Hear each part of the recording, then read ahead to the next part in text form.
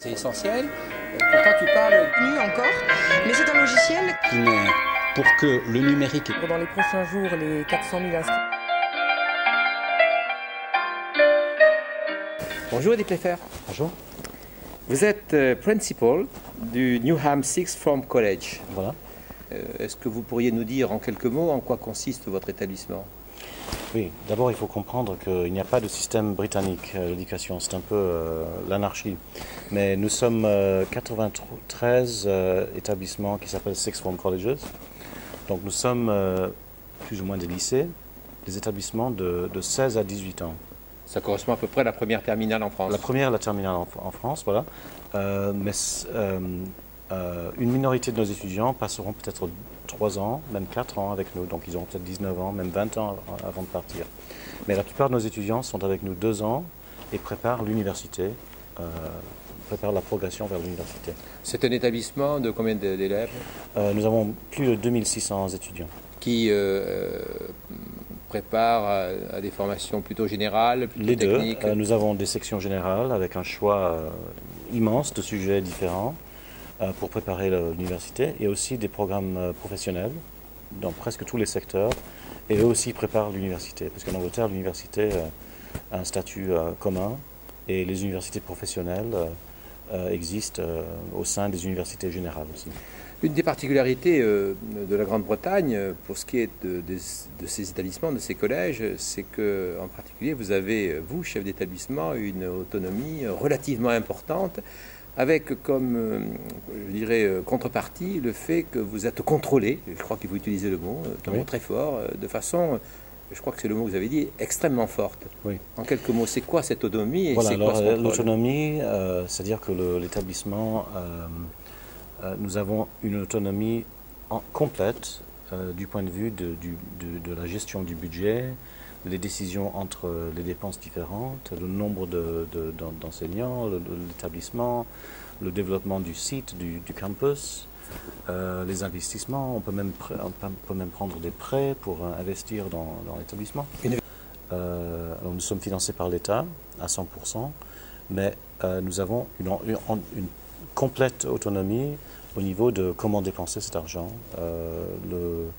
Le personnel, les investissements, le numérique, le développement. Quand vous dites le personnel, c'est le salaire des personnels. Oui, nous avons un budget pour le salaire des personnels, mais il fait partie du budget global. Entier. Donc, si je voulais dépenser moins, si je voulais recruter moins de personnel, avoir des classes plus grandes, c'est mon choix. Ou des classes plus petites, avoir moins de ressources pour autre chose, c'est notre décision. Et vous avez quand même un comité, une sorte de conseil d'administration. Un conseil d'administration, ce sont des... en fait, les principales sont recrutées par le comité, le conseil d'administration, qui recrute le principal. Et tous les autres employés de l'établissement sont recrutés par moi, mon équipe. C'est un petit peu dans le modèle du fonctionnement des établissements scolaires publics des États-Unis. Oui, un petit peu oui, peut-être. Oui. Voilà. Oui. Donc, grande autonomie, un chef d'établissement qui, en fait, pilote, décide de tout, mais des contrôles. Oui. Tout d'abord, l'inspection. L'inspection est très stricte et les résultats de l'inspection sont très publics. Et puis, finalement, les résultats. La réussite des étudiants, la progression vers l'université, leur valeur ajoutée, l'assiduité, tous ces chiffres, toutes ces données sont très publics et font partie des jugements sur notre succès, notre réussite. Et nous sommes comparés à tous les autres établissements de l'Angleterre d'une façon très transparente et très publique. Donc la réussite est très importante. Mais cette situation n'entraîne-t-elle pas une forme de compétition? Absolument, oui. Cette compétition est-ce qu'elle permet justement l'amélioration de la qualité de l'enseignement? J'aurais pu dire que nous sommes aussi dans un système très marchandisé de concurrence entre les établissements, où la collaboration inter-institutionnelle n'est pas encouragée, ou est encouragée en principe, mais dans le champ, elle est très difficile, parce que comment collaborer avec les concurrents qui sont en train de recruter les mêmes étudiants que vous? Donc ça rend la vie plus difficile, ça rend la collaboration plus difficile. Mais il y a quand même des moyens de collaborer, mais c'est beaucoup plus difficile que dans un système d'éducation nationale, avec un plan national et une carte scolaire, etc., comme la France. Alors, parlons du numérique.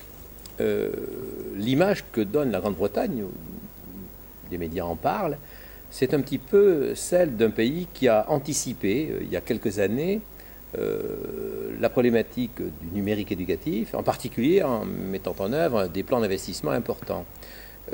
Alors, est-ce que vous pourriez nous dire ce qu'il en est véritablement d'une part, et d'autre part, est-ce que cela s'est limité à l'équipement? Est-ce que la problématique des usages a également été prise en charge par le gouvernement et par les autorités de Grande-Bretagne? Moi, mon commentaire, c'est je ne peux commenter que sur mon secteur et puis aussi les quelques collèges qui sont partenaires avec nous dans mon quartier. Mais j'ai l'impression quand même que vous avez raison, l'Angleterre a beaucoup investi, les lycées, les collèges anglais ont beaucoup investi dans les équipements depuis longtemps maintenant. Donc nous avons un investissement historique dans l'infrastructure du numérique. Ça ne veut pas dire que c'est toujours réussi, que c'est toujours qu'on s'en sert toujours d'une façon éducative réussie, mais les investissements sont forts et mon établissement, nous dépensons, chaque année, nous dépensons des millions de livres par an pour remplacer les équipements, pour élargir le réseau, créer l'espace numérique, les espaces numériques pour les étudiants, adapter le bandwidth pour qu'on fasse du streaming, vidéo streaming par exemple, le Wi-Fi, le biode, tout ça, ça coûte très cher. Donc il y a l'investissement, mais je crois qu'entre établissements, il y a une grande variation du point de vue de l'application pédagogique effective du numérique. Alors parlons de votre établissement ou des collèges peut-être environnants. Concrètement, comment cela se déroule? Comment le numérique pénètre-t-il la classe? Est-ce qu'il y a des usages, des attitudes, des postures qui sont différentes de celles d'il y a quelques années? Est-ce que le numérique en particulier modifie ces postures et les méthodes pédagogiques? Oui, certainement. Ça dépend des équipes. Ce n'est pas exactement la même chose dans chaque équipe. Mais nous avons d'abord cette infrastructure. Nous avons l'espace numérique de travail, le IVIC, qui donne accès à Moodle, Mahara, Planet eStream, etc., ainsi qu'une structure administrative de suivi des étudiants, de rapports sur les étudiants, les notes, l'assiduité. Ce qu'on appelle en France un espace numérique de travail. Voilà, un espace numérique de travail pour les enseignants, pour les jeunes, qui leur donne accès à une structure de matériaux par sujet, par cours, mais aussi des espaces d'études, des groupes d'études entre étudiants, et des ressources visuelles, des ressources audiovisuelles. Et nous avons ici une équipe de technologues éducatifs et aussi une équipe de ce que nous appelons les champions de l'apprentissage. Alors c'est quoi ces champions-là? Ces champions de l'apprentissage, ce sont des enseignants. Dans presque chaque équipe, nous avons 14 équipes, donc nous avons 8 ou 10 champions de l'apprentissage qui ne sont pas des managers. Chaque équipe a un manager, ce n'est pas la gestion de l'équipe, mais c'est quelqu'un qui est déjà un enseignant innovateur et qui a la maîtrise d'un tas de compétences pédagogiques, y compris le numérique. Ça fait partie de ses compétences.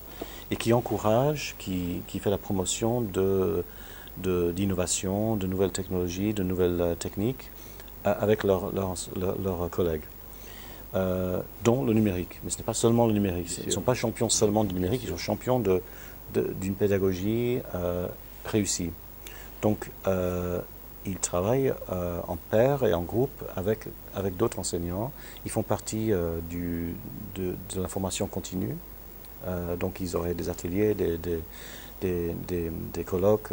Ils organisent une partie de la formation continue des professeurs de l'établissement.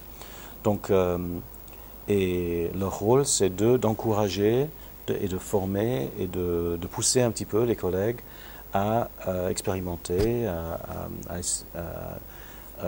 introduire des nouvelles techniques. Donc, le numérique, ça fait une partie, c'est une partie de leur responsabilité.